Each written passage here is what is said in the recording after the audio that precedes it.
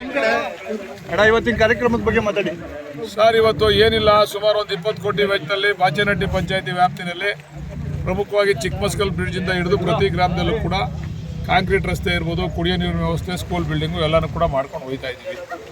ಎಲ್ಲನೂ ಶಂಕುಸ್ಥಾಪನೆ ಉದ್ಘಾಟನೆ ಮಾಡ್ತಾ ಇದ್ದೀವಿ. ಚಿಕ್ಕಮಸ್ಕಲ್ ಯಾಕೆ ಸರ್ ಸುಮಾರು ದಿವಸದಿಂದ ದಿವಸದಿಂದ ಏನಾಗಿಲ್ಲ, ಈಗ ಅಪ್ರೂವಲ್ ಆಗದೆ, ಟೆಂಡರ್ ಆಗದೆ, ಕೆಲಸ ಶುರು ಮಾಡವನೆ.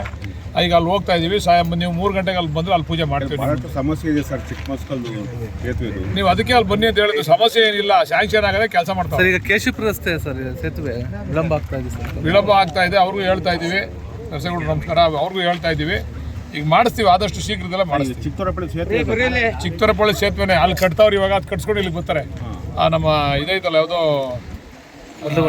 ಮರಳುಗಳಿಗಿನ ಹಿಂದೆ ಇದರಲ್ಲಿ ಜ್ಯೋತಿಪಳ್ಳಿ ತಾವು ಮಾಡ್ತಾವ್ರೆ. ಅದು ಮುಗಿದ ತಕ್ಷಣ ಇಲ್ಲಿಗೆ ಬಂದು ಶುರು ಮಾಡ್ತಾರೆ ಕೆಲಸ. ಸರ್, ಇಲ್ಲಿ ರಸ್ತೆ ಅಗಲೀಕರಣ ವೇಳೆ ಸಾಕಷ್ಟು ಮನೆಗಳೆಲ್ಲ ಹೋಗ್ತಾ ಇದೆ. ಅವ್ರಿಗೆ ಏನಾದ್ರು ಪರಿಹಾರ ಆಗಲೇ ಕೊಟ್ಟಿದ್ದೀವಿ. ಅವ್ರಿಗೆ ಜಾಗ ಕೊಡಬೇಕು, ಸೈಟ್ ಹುಡುಕ್ತಾ ಇದೀವಿ. ಸೈಟ್ ಕೂಡ ಕೊಡೋಂಥ ವ್ಯವಸ್ಥೆ ಆಗುತ್ತೆ. ಹೊಸಪೇಟೆಯಲ್ಲಿ ಹೇಳಿದ್ದು ಆಗ್ಲೇ ಹೇಳದ್ನಲ್ಲ, ಶುದ್ಧ ಕುಡಿಯುವ ನೀರಿನ ಘಟಕ, ಐಮಾಸ್ ಲೈಟು, ಊರು ಒಳಗಡೆ ಕಾಂಕ್ರೀಟು, ಚರಂಡಿ, ಬ್ರಿಡ್ಜು, ಅಂಗನವಾಡಿ, ಶಾಲಾ ಕೊಠಡಿಗಳು ಎಲ್ಲನೂ ಕೂಡ ಮಾಡ್ತೀವಿ. ಸರ್, ಹೊಸಪೇಟೆಯಲ್ಲಿ ಜಂಕ್ಷನ್ಗಳು ಜಾಸ್ತಿ ಆಗ್ತಾ ಇದೆ. ರೋಡಿಂದ ಟರ್ನ್ಗಳಕ್ಕೆ ಜಾಸ್ತಿ ಆಗ್ತಾ ಇದೆ. ಕಾಮಗಾರಿ ನಿಧಾನ ಅದೊಂದ್ಸರಿ ಕಾಮಗಾರಿ ಆದ್ಮೇಲೆ ನಾನು ಅವ್ರು ಎಲ್ಲರಿಗೂ ಹೇಳಿದ್ದೀನಿ, ಒಂದ್ ಕಡೆ ಮಾತ್ರ ಕೊಡ್ತೀವಿ ಪಾಯಿಂಟ್ ಅಷ್ಟೇ, ಎಲ್ಲ ಕಡೆ ಬಿಡಲ್ಲ. ಅವ್ರನ್ನೆಲ್ಲ ಕುಂಡಿಸ್ಕೊಂಡು ಅವರೆಲ್ಲ ಎಲ್ಲಿ ಹೇಳ್ತಾರೆ ಒಂದ್ ಕಡೆ ಮಾತ್ರ ಪಾಯಿಂಟ್ ಬಿಡ್ತೀವಿ. ಸರ್, ಮುಖ್ಯಮಂತ್ರಿ ಸಿದ್ದರಾಮಯ್ಯ ಅವ್ರದ್ದು ಅವಧಿ ಚಾಲುವಾಗಿ ಸರ್ ಎಲ್ಲ ಅವಧಿ ಮುಗ್ದದೆ. ಅವಧಿ ಮುಗಿದಿಲ್ಲ ಸರ್. ಜಾಸ್ತಿ ಶಿವಕುಮಾರ್ ಯಾವ ಮುಖ್ಯಮಂತ್ರಿ ಆಯ್ತಾರೆ ಅಂತ ಕೇಳ್ತಾವ್ರೆ. ಡಿ ಕೆ ಶಿವಕುಮಾರ್ ಅವರು ಹೈಕಮಾಂಡ್ ಹೇಳಿದ್ರೆ ಮುಖ್ಯಮಂತ್ರಿ ಆಯ್ತು. ಸಿದ್ದರಾಮಯ್ಯನವರು ಈಗ ಏನು ದೇವರಾಜ ಅರಸು ಅವರ ಒಂದು ಅವಧಿ ಏನಿತ್ತು ಅದನ್ನ ಒಂದು ದಾಖಲೆ ಮುರಿದಿದ್ದಾರೆ ಅಂತ ಹೇಳ್ತಾ ಇದ್ದಾರೆ. ಹೌದು, ದಾಖಲೆ ಮುರಿದಿದ್ದಾರೆ ಸಿದ್ದರಾಮಯ್ಯನವರು. ಅವ್ರೇನು ಬರೀ ಸುಮ್ಮನೆ ಯಾರೋ ಮಾತಾಡ್ದಂಗೆ ಕೇವಲ ಹುಡುಗಾಟಿಗೆಗೋಸ್ಕರ ರಾಜಕಾರಣ ಮಾಡಿದವರಲ್ಲ. ಈ ರಾಜ್ಯದ ಬಡವರ ಪರವಾಗಿ ಕಾರ್ಯಕ್ರಮ ಕೊಟ್ಟಂಥ ಒಬ್ಬ ಏಕೈಕ ನಾಯಕ. ದೇವರಾಜ ಅರಸು ನಂತರ ಬಡವರ ಪರವಾಗಿ ಕೆಲಸ ಮಾಡಿದಂಥ ಏಕೈಕ ನಾಯಕ ಸಿದ್ದರಾಮಯ್ಯನವರು.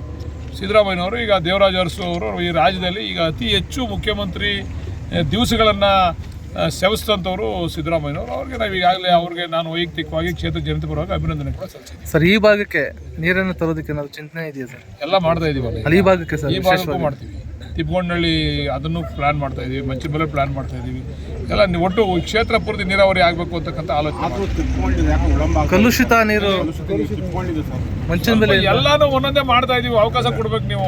ಎಲ್ಲಾನು ಮಾಡ್ತಾ ಇದೀವಿ, ನಿಧಾನಕ್ಕೆ ಆಯ್ತವೆ, ಒಂದೊಂದೇ ಆಯ್ತವೆ. ಅಲ್ಲ, ಈಗ ಕಲುಷಿತ ನೀರು ತಿಪ್ಕೊಂಡಳ್ಳಿದ್ದು ಮಂಚಿನ ಮೇಲೆ ಹೋಗ್ತಾ ಇದೆ. ಆ ನೀರನ್ನ ಮಾಡಿ ಪಟ್ಟಣದ ಜನತೆ ಈಗಾಗಲೇ ಅದ್ರ ಸರ್ವೆ ಮಾಡಿಸ್ತಾವ್ರೆ. ಉಪಮುಖ್ಯಮಂತ್ರಿಗಳು ಡಿ ಕೆ ಸುರೇಶ್ ಅವರು ಸರ್ವೆ ನಡೀತಾ ಇದೆ.